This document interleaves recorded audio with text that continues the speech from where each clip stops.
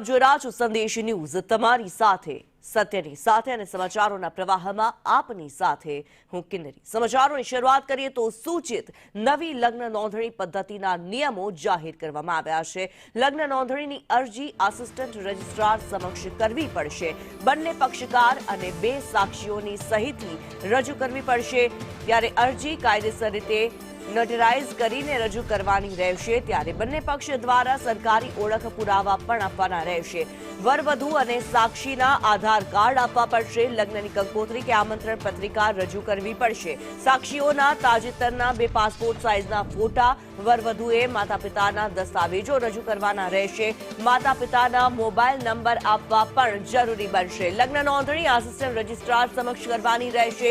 માતા પિતાને નોંધણીની તરત જ જાણ કરવામાં આવશે।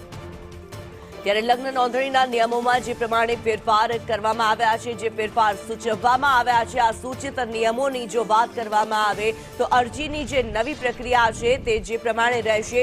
વર વધુ અને 2 સાક્ષીઓની સહી સાથેની અરજી ફરજિયાત કરવાની રહેશે। પાસપોર્ટ, ડ્રાઇવિંગ લાયસન્સ કે પછી વોટર આઈડી જે ઓળખના પુરાવા છે તે સાથે રાખવા પડશે। આસિસ્ટન્ટ રજિસ્ટ્રાર સમક્ષ નિયત ફોર્મમાં રજૂઆત કરવાની રહેશે। ત્યારે જરૂરી ડોક્યુમેન્ટ્સ જે વરવધુ અને સાક્ષીઓના આધાર કાર્ડ પણ આપવાના રહેશે।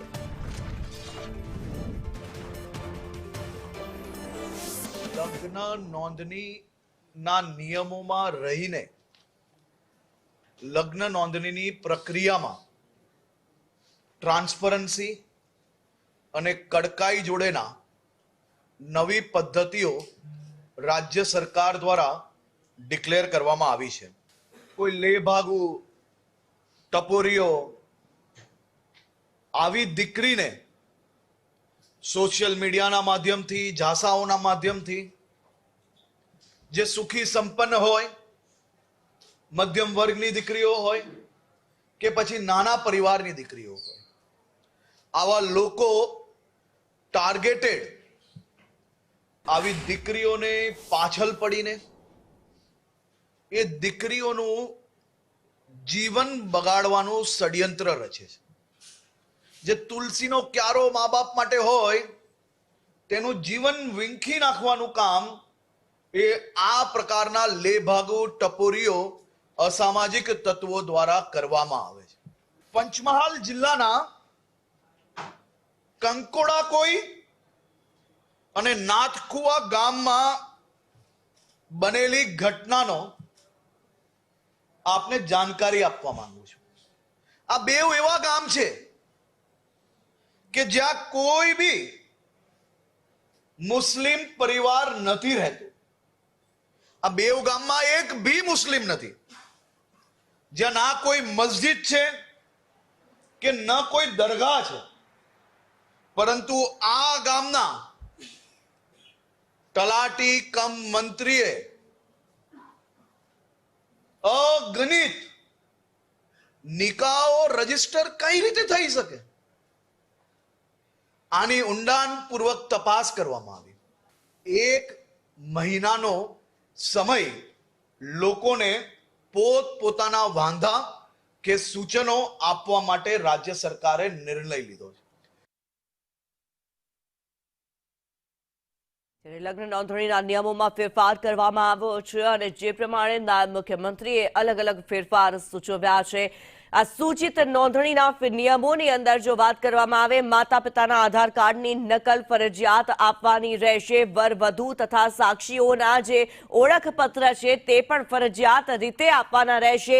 ઓળખપત્રના જે પુરાવા છે તે આપવાના રહેશે। રહેઠાણના પુરાવા રજૂ કરવાના રહેશે। આ સાથે જ માતા અને પિતાનો ફોન નંબર પણ આપવો જરૂરી બનાવવામાં આવ્યો છે, ફરજિયાત કરવામાં આવ્યો છે। રજિસ્ટ્રાર દ્વારા માતા પિતાને જાણ કરવામાં આવશે। નવી પદ્ધતિ મુજબ 30 દિવસની પ્રક્રિયા બાદ પ્રમાણપત્ર મળી શકે તેવી જોગવાઈ આ સુધારાઓમાં કરવામાં આવી છે। જે નવા નિયમો જાહેર કરવામાં આવ્યા છે, લગ્ન નોંધણી અધિનિયમ 2006 ની અંદર હવે સુધારા કરવામાં આવ્યા છે અને હવે જે નવા નિયમો જાહેર કરવામાં આવ્યા છે, સૂચિત નિયમોની અંદર જે સુધારા જાહેર કરવામાં આવ્યા છે તેને લઈને અત્યારે હિતેન અમારી સાથે જોડાયેલા છે। હિતેન, જે પ્રમાણે આ સુધારા સૂચવવામાં આવ્યા છે, વિધાનસભાની અંદર અંદર બિલ રજૂ કરવામાં આવ્યું છે, પરંતુ સાથોસાથ નાયબ મુખ્યમંત્રી દ્વારા જે પંચમહાલની ઘટનાનો ઉલ્લેખ કરવામાં આવ્યો છે તેને લઈને શું માહિતી? બિલકુલ, જુઓ, વાત કરીએ તો આ સુધારા જે છે તે ગુજરાતની તમામ દીકરીઓ માટે મહત્વપૂર્ણ થઈ જાય છે, માત્ર કોઈ એક સમાજ પૂરતું નહીં. જો ડિપ્ટી સીએમે જ્યારે ગૃહમાં નિવેદન આપ્યું તે દરમિયાન તેમણે એટલું જ કહ્યું હતું કે તમામ સમાજની રજૂઆત હતી, અલગ અલગ સમાજની રજૂઆત હતી અને સંદેશ પણ તમામ સમાજની રજૂઆત જે છે તે પહેલાંથી બતાવી રહ્યું હતું. વર્ષો જૂની માગણી હતી. પાટીદાર સમાજ બી 2 વર્ષથી કહી રહ્યું હતું કે આમાં બદલાવ લાવવાની જરૂરત છે અને તે બદલાવ આખરે હવે આવી ચૂક્યો છે. નાયબ મુખ્યમંત્રી હર્ષ સંઘવીએ એ પણ કહ્યું છે કે એક વેબ પોર્ટલ બનાવવામાં આવશે અને તે વેબ પોર્ટલને પણ લોન્ચ કરવામાં આવશે, જેથી કોઈ પણ પ્રકારની ધાંધલીઓ જે છે તે મેરેજ રજિસ્ટ્રેશનમાં જે જોવા મળતી હતી તે નહીં થાય. અગર કોઈ સરકારી કર્મચારી પણ હવે તે કોઈ પણ પ્રકારની ધાંધલીમાં ઇન્વોલ્વ થશે તો તેના પર પણ કાયદાકીય કાર્યવાહી થશે.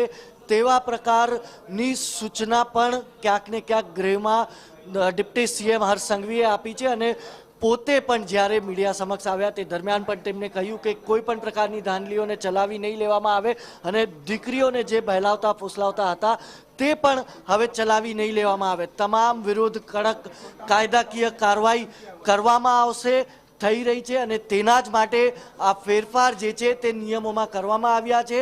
અને સૌથી મહત્વપૂર્ણ વાત કે કોઈ પણ દીકરી અગર મેરેજ રજિસ્ટ્રેશન માટે આવેદન પણ આપે છે, અગર ફોર્મ ભરે છે, તો તે સૂચના સૌપ્રથમ પરિવારને, માતા પિતાને વોટ્સઅપથી કરી દેવામાં આવશે.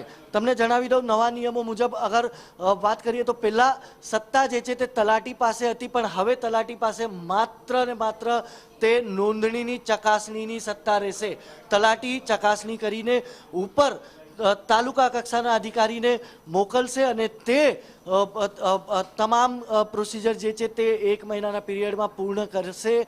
અગર માતા પિતાની સિગ્નેચર હશે ત્યારબાદ તે 30 દિવસની અંદર નોંધણી જે છે તે કરવામાં આવશે. તો આ એક મહત્વપૂર્ણ નિર્ણય એટલે પણ કહી શકાય છે કારણ કે લવ જિહાદના કિસ્સા દેશમાં જે હિસાબે વધી રહ્યા છે અને જે હિસાબે પીડિતાઓ લગાતાર સામે આવતી હોય છે, તે પીડિતાઓની પીડા સાંભળીને તમામમાં જે છે એક પ્રકારનો ગુસ્સો જોવા મળતો હોય છે. હવે તે તમામને ન્યાય મળે તેવા પ્રકારના કિસ્સા પર પ્રતિબંધ લાગે, પૂરી રીતે રોક લાગે, તેના માટે આ કાયદો જે છે તે ખૂબ જ મહત્વપૂર્ણ છે.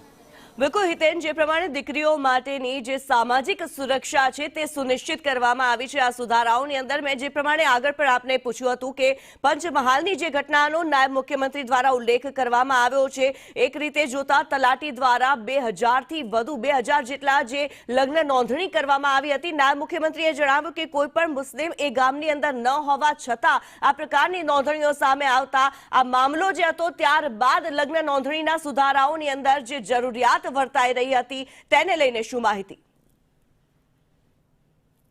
એવો આ એક માત્ર એક એક્ઝામ્પલ ડિપ્ટી સીએમે આપ્યું છે કે એક એવું ગામ કે જ્યાં કોઈ પણ પ્રકારના મુસ્લિમ નાગરિકો રહેતા નથી, તેમની દરગાહ નથી, તો પણ ક્યાંક ને ક્યાંક નિકાહનું રજિસ્ટ્રેશન થવું તે એક સ્થાનિક પ્રશાસનની ધાંધલી જરૂર હતી. તે તેમને સ્વીકાર કરી છે કે લોકલ ઓથોરિટીમાં પહેલાં તલાટી પાસે જ્યારે સત્તા હતી તો એક કરપ્શન નિશ્ચિત તौर પર જોવા મળતું હતું.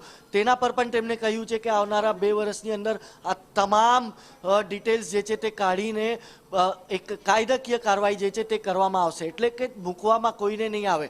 જે પહેલાં પણ ધાંધલીઓ થઈ ચૂકી છે તેના પર પણ એક કાયદાકીય કાર્યવાહી કરવામાં આવશે અને આગળ અગર કોઈ કરશે તો હવે તો કોઈ કરી જ નહીં શકે કારણ કે કાયદો બદલાઈ ચૂક્યો છે, નિયમ બદલાઈ ચૂક્યા છે. પણ જે જૂના કેસો છે તે માત્ર આ એક એક્ઝામ્પલ નહીં. વાત કરીએ તો દ્વારકાના કેટલાક નાના નાના ગામડા છે, અલગ અલગ નર્મદા જિલ્લાના, જેમ કે ત્યાંના લોકલ એમએલએ મુદ્દો ઉપાડ્યો કે તેમના જિલ્લામાં આવી ઘટનાઓ થતી હોય છે, સુરતમાં થતી હોય છે, અમદાવાદમાં થતી હોય છે.